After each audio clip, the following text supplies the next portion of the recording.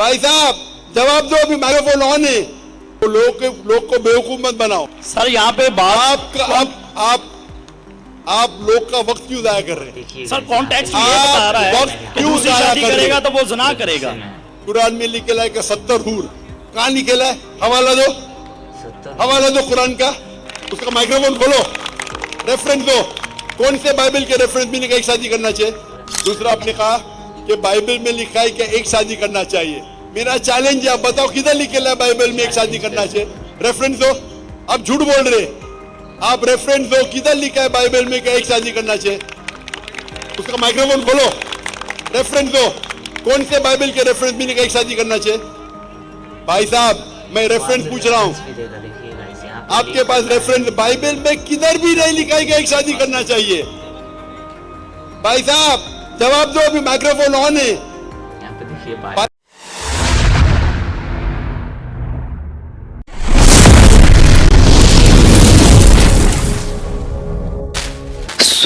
अस्सलामुअलैकुम नाजरीन, कैसे हैं आप सभी? आई होप कि आप फिट एंड फाइन होंगे एंड मज़े में होंगे। तो गाइज इस वीडियो में आज आपने हाईलाइट में जो वीडियो देखा है वो तो देखकर पूरा वीडियो देखने का मन तो किया होगा गाइज। तो यहाँ पे जो डॉक्टर जाकिर नायक से एक क्रिश्चियन जो है बाइबल का रेफरेंस लेकर आया था, तो यहाँ पे बाइबल में वो पूछ रहा है कि यहाँ पे बाइबल में मेंशन किया गया है कि आप एक ही शादी कर सकते हैं। तो यहाँ पे डॉक्टर जाकिर नायक जो है बहुत ज़्यादा गुस्सा हो गए और बहुत ही ज़्यादा मतलब हाइपर हो गए थे डॉक्टर जाकिर नायक उस बंदे के ऊपर, और बार बार ये बोल रहे थे कि माइक्रोफोन को उसका ऑन करो और उसे जवाब देने दो। तो डॉक्टर जाकिर नायक उस लड़के से, उस बंदे से पूछ रहे हैं कि मुझे रेफरेंस दो कि कहाँ लिखा है बाइबल में, चैलेंज भी कर रहे हैं। तो गाइज़ यहाँ पे जो पूरा वीडियो को देखिए गाइज़, यहाँ पे बहुत ही मज़ा आने वाला है वीडियो में। तो गाइज़ चलिए वीडियो को स्टार्ट करते हैं बिना किसी देरी के। अगर गाइज़ आप इस चैनल पर नए हैं तो चैनल को ज़रूर सब्सक्राइब करें, बेल आइकन को दबा दें और नॉलेज अच्छा मिले तो इस वीडियो को जरूर करें। तो चलिए मिलते हैं फिर हम वीडियो के अंत में, तब तक के लिए टाटा बाय बाय। भाई साहब जवाब दो, अभी माइक्रोफोन ऑन है। तो लोग को बेवकूफ मत बनाओ। सर यहाँ पे बात आप लोग का वक्त क्यों जाया कर रहे हैं? सर कॉन्टेक्स्ट ये बता रहा है कि दूसरी शादी करेगा तो वो ज़िना करेगा। कुरान में लिखेला है कि 70 हूर। कहाँ लिखेला है? हवाला दो कुरान का। उसका माइक्रोफोन खोलो, रेफरेंस दो। कौन से बाइबल के रेफरेंस में लिखा एक शादी करना चाहिए? दूसरा आपने कहा कि बाइबल में लिखा है कि एक शादी करना चाहिए। मेरा चैलेंज है, आप बताओ किधर लिखेला है बाइबल में एक शादी करना चाहिए? रेफरेंस दो। आप झूठ बोल रहे, आप रेफरेंस दो, किधर लिखा है बाइबल में कि एक शादी करना चाहिए? उसका माइक्रोफोन खोलो, रेफरेंस दो। कौन से बाइबल के रेफरेंस में लिखा एक शादी करना चाहिए?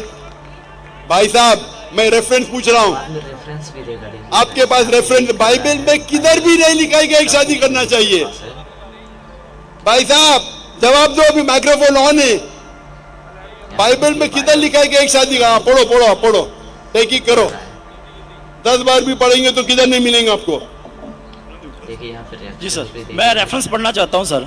हाँ रेफरेंस दो पहले। कौन सा रेफरेंस? मैथ्यू। सुनो आपने कहा था कि बाइबल में लिखा है एक ही शादी करना चाहिए, ये चाहिए मुझे।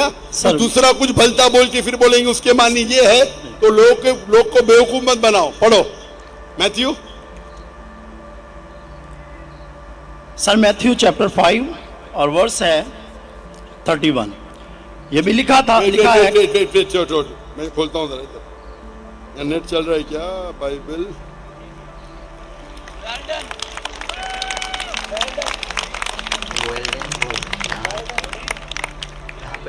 Matthew 5 verse 31। हाँ पढ़ो जी सर।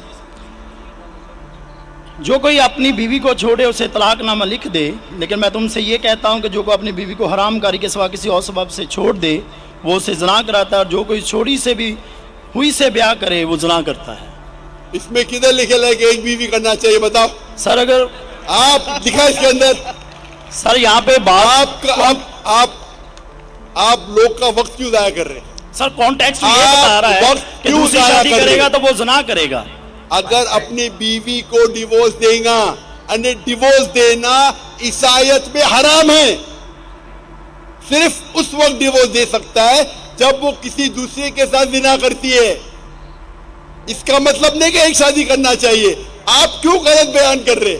आप जब नहीं जानते उर्दू, अंग्रेजी नहीं जानते, क्यों टाइम वेस्ट कर रहे?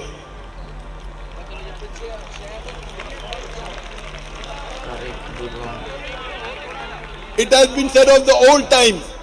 और ये मैं चौरी साहब इधर ले आओ हुन कहदा ये जो बाइबल का है, gospel of Matthew chapter number 5 verse number 31, it has been said of the old times that whosoever thou shalt not divorce his wife, whosoever divorces his wife unless it be for fornication has already committed adultery। मतलब तलाक देना ईसाईयत में हराम है। यानी अगर आप divorce देंगे अपने बीवी को और दूसरी से शादी करेंगे तो जिना है, सिर्फ अगर उसने जिना की तो ये डिवोर्स के बारे में किधर लिखेला कि एक शादी करना चाहिए? पूरी बाइबल पढ़ो, किधर भी नहीं लिखेला कि एक शादी करना चाहिए। अगर आप कितने भी मजहबी किताब पढ़ो, हिंदुइज्म की, क्रिश्चियनिटी की, जुडाइज्म की, कोई भी मजहबी किताब में नहीं लिखेला एक शादी करना चाहिए। सिर्फ लिखा है कुरान में। कुरान में अल्लाह ताला फरमाते हैं सूरह निसा में, सूरह नंबर 4 आयत नंबर 3 में, आप अपनी पसंद की बीवियां करो, 2, 3 या 4, लेकिन अगर आप आपस में अदल नहीं कर सको तो सिर्फ एक। ये सिर्फ एक, सिर्फ कुरान में है। कुरान मजीद के अलावा कोई भी मजहबी किताब में नहीं है। आप बोलते कुरान मजीद में निकला 4 बीवी करना चाहिए, आप वो कुरान मजीद की आधी आयत कोट कर रहे। पूरी आयत में लिखा है आप अपनी मनपसंद बीवियों से शादी कर सकते, चाहे 2 हो, 3 हो या 4 हो, लेकिन अगर आपस में अदल नहीं कर सकते तो सिर्फ एक। समझौता नहीं है तो एक ही कर, सिर्फ एक। इसका मतलब यही है। मतलब इस्लाम में एक से ज्यादा बीवी करने की इजाजत है, 2, 3 मैक्सिमम 4, लेकिन अगर एक से ज्यादा बीवी रखते हैं तो आपको आपस में अदल करना चाहिए। इसके ऊपर तो मैं तफसील से बात किया हूं, अभी वक्त नहीं है। तो ये भी आपकी गलतफहमी है। नंबर 1, बाइबल और इंजील सेम नहीं है। कुरान में कहीं नहीं लिखा लगा बाइबल पे ईमान लाओ, इंजील पे ईमान लाओ, क्या वो अल्लाह की वही है, ईसा अलैहिस्सलाम पे नाजिल की। पॉइंट नंबर 2, कुरान बाइबल में कहीं लिखा ही नहीं कि एक बीवी करो, ये गलत बोल रहे। और कुरान में लिखा हुआ है कि आप शादी कर सकते 2, 3 या 4, अगर अदल नहीं कर सकते तो सिर्फ एक औरत से। तो तीनों आपके गलत। चौथा सवाल, कुरान में लिखेला है कि 70 हूर, कहाँ लिखेला है? हवाला दो कुरान का। सर कुरान में दोनों, लेकिन हमारे मुस्लिम भाई जो हमारे साथ रहते हैं, तो चलते मुस्लिम भाई को क्यों देखते? इस्लाम समझने के लिए, इस्लाम समझने के लिए कुरान का मुताला करो, मुस्लिम भाई को मत देखो। मैं अगर ईसाई का मुताला करने के लिए आपको देखे लगूंगा तो प्रॉब्लम हो जाएगा। इसीलिए तो मैं जानता हूँ ईसाई मजहब क्या है। मैं आपको देख के थोड़ी ईसाई मजहब समझ रहा हूँ। मैंने तकरीर में कह चुका हूँ, मजहब समझने के लिए मजहब की किताबों का मुताला करो। यहाँ पे वीडियो खत्म हो गई। मुझे नहीं पता था कि ये वीडियो इतना ही है।